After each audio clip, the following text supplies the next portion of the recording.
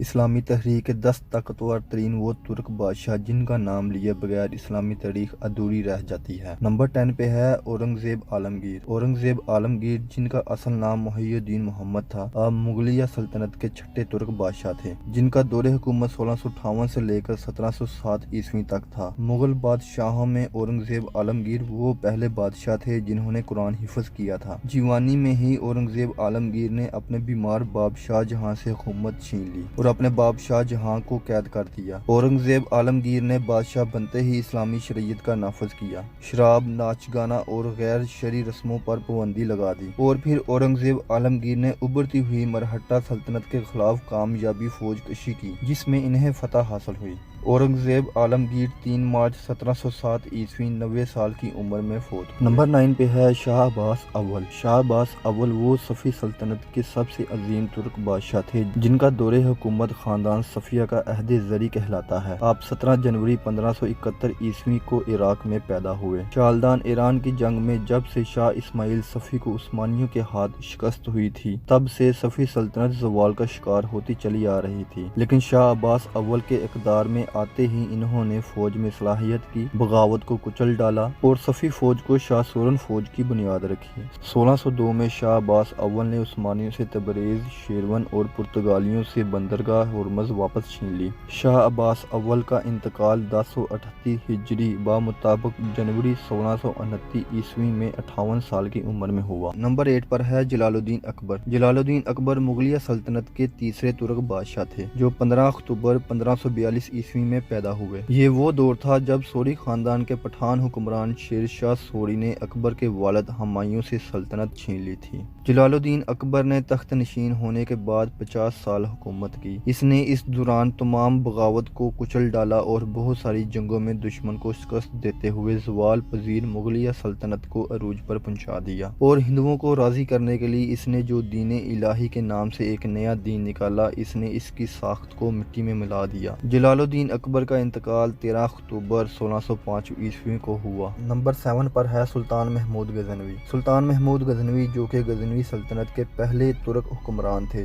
غزنوی سلطنت اسلامی تحریک کی ایک عظیم و شان سلطنت تھی جس کی سرحدیں شمال مغرب ایران سے لے کر برِ صغیر پنجاب تک مارون نہر مکرین تک پھیلی ہوئی تھی۔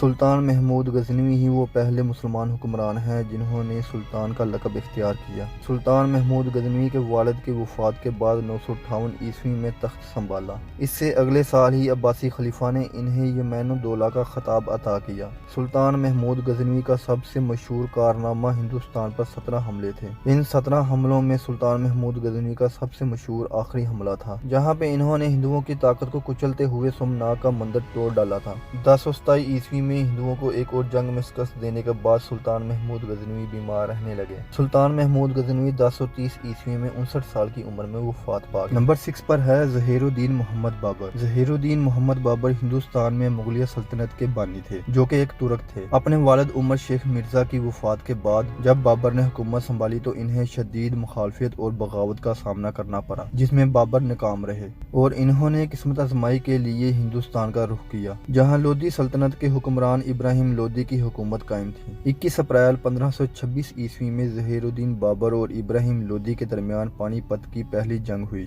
جس میں کم تعداد ہونے کے باوجود ظہیر الدین بابر کی کمال مہارت سے ابراہیم لودھی کو شکست دے دی اور ہندوستان میں مغلیہ سلطنت کی بنیاد رکھی جو اگلے 400 سالوں تک برِ صغیر پر حکومت کرتی رہی۔ ظہیر الدین بابر کی وفات 1530 عیسوی میں ہوئی تھی۔ نمبر 5 پر ہے سلطان ملک شاہ۔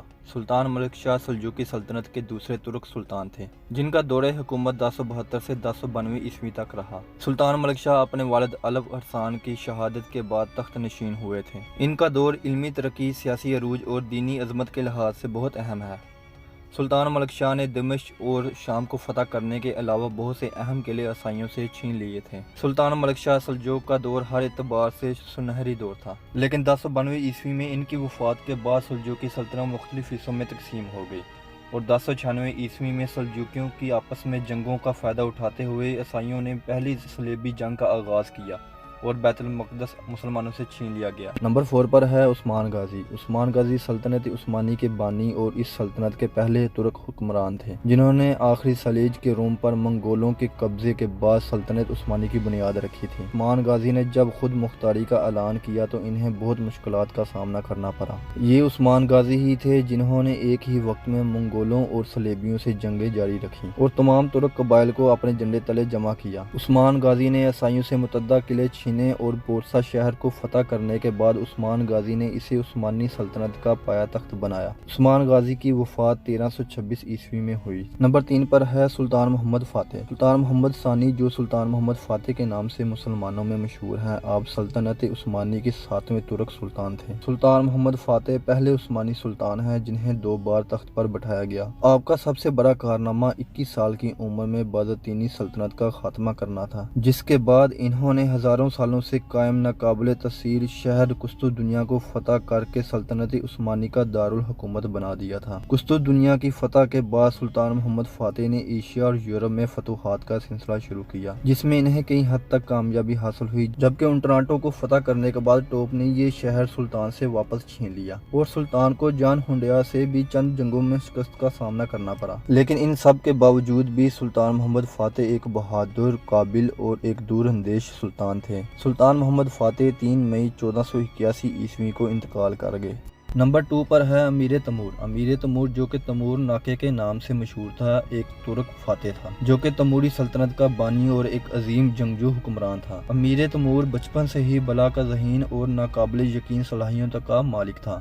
امیر تیمور سمرقند کے ترک قبیلے بارلس میں پیدا ہوئے تھے۔ جب امیر تیمور نے جوانی میں قدم رکھا تو اس وقت چغتائی سلطنت زوال کا شکار ہو چکی تھی۔ امیر تیمور نے خانہ جنگی کا فائدہ اٹھاتے ہوئے آس پاس کے علاقوں پر قبضہ کر لیا اور پھر دیکھتے ہی دیکھتے ان کی فتوحات کا دائرہ خوارزم تک جا پہنچا۔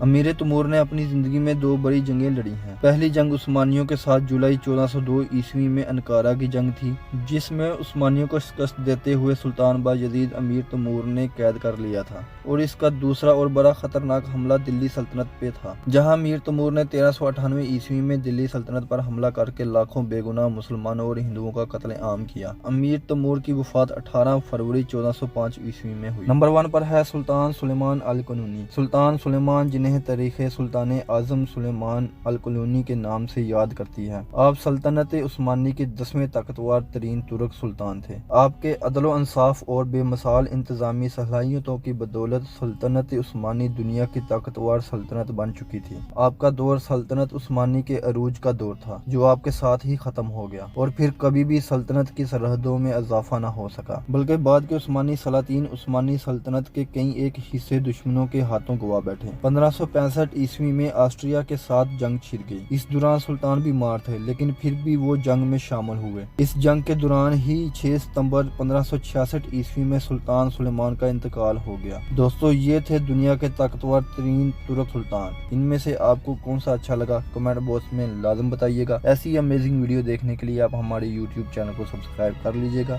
ملتے ہیں اگلی ویڈیو میں۔